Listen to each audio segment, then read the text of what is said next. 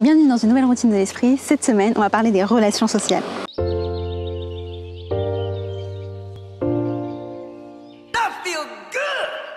Bonjour, si vous venez d'arriver sur ma chaîne, n'hésitez pas à vous abonner et à activer la cloche de notification pour ne rater aucune routine. Il y a une condition importante et nécessaire à notre bonheur, c'est la qualité de nos relations sociales. On est des êtres sociaux, on a besoin d'entretenir des relations positives pour notre épanouissement, notre équilibre psychologique et notre santé physique. Alors, lorsque l'on parle de relations sociales, c'est très large. Ça peut être votre famille, vos amis, vos proches, vos collègues, vos voisins, des groupes peut-être associatifs ou autres. Et il y a une étude réalisée par Harvard sur le développement des adultes. C'est une étude assez exceptionnelle puisqu'elle a démarré en 1938 et elle continue encore aujourd'hui. C'est l'une, voire la plus longue étude jamais réalisée au monde. Ils se sont intéressés à deux groupes, des étudiants de Harvard et des enfants issus des quartiers défavorisés de Boston. Ils les ont suivis tout au long de leur vie. Ils ont collecté énormément d'informations sur eux. Il en ressort que les personnes qui avaient une vie sociale riche, cultivaient des relations positives, étaient plus heureuses, en meilleure santé et ont vécu plus longtemps. À l'inverse, les personnes isolées étaient moins heureuses et ont subi une accélération de leur déclin cognitif. Ils ont eu une espérance de vie plus courte. Il y a eu plusieurs études sur la solitude. Elle serait aussi dangereuse que le tabagisme ou l'alcoolisme. Et le sentiment de solitude rendrait également plus vulnérable aux addictions. On peut être entouré, se sentir seul.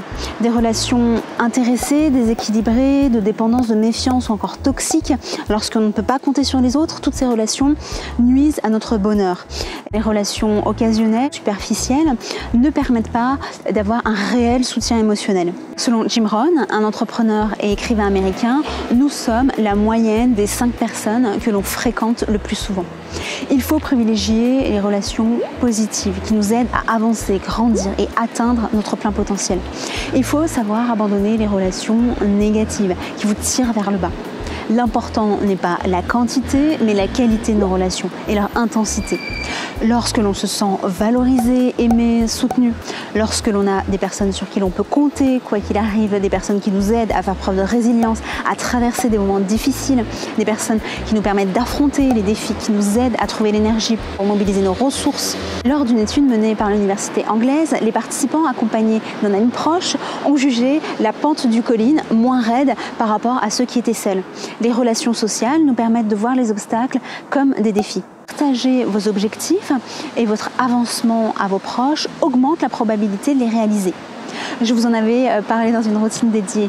Nos relations sociales peuvent nous aider à garder notre motivation et atteindre nos objectifs. Le soutien social renforce l'estime et la confiance en soi. Partager des expériences positives avec ses proches est également important. Les recherches montrent que partager des moments positifs, des bonnes nouvelles, des activités agréables améliore notre état émotionnel.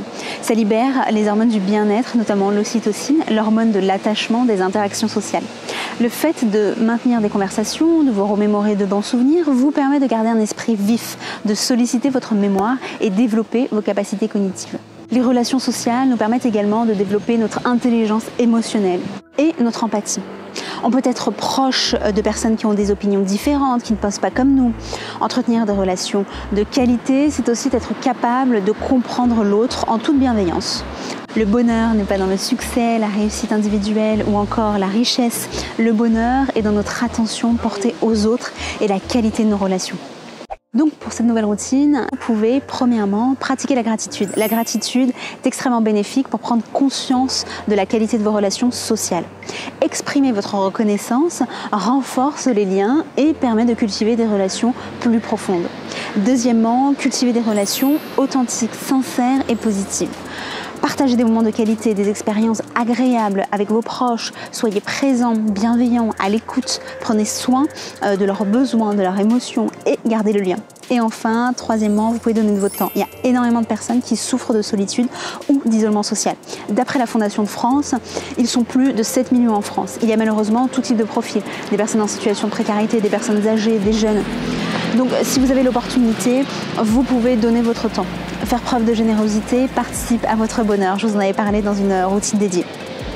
Et si vous vous sentez socialement isolé, ne restez pas seul. Vous pouvez rejoindre des communautés, pratiquer une activité ou prendre contact avec des associations. Merci d'avoir regardé cette nouvelle vidéo. Si vous l'avez appréciée, n'hésitez pas à la liker. Je vous retrouve très prochainement pour une nouvelle vidéo. D'ici là, je vous retrouve sur les réseaux sociaux. Très belle journée et à bientôt.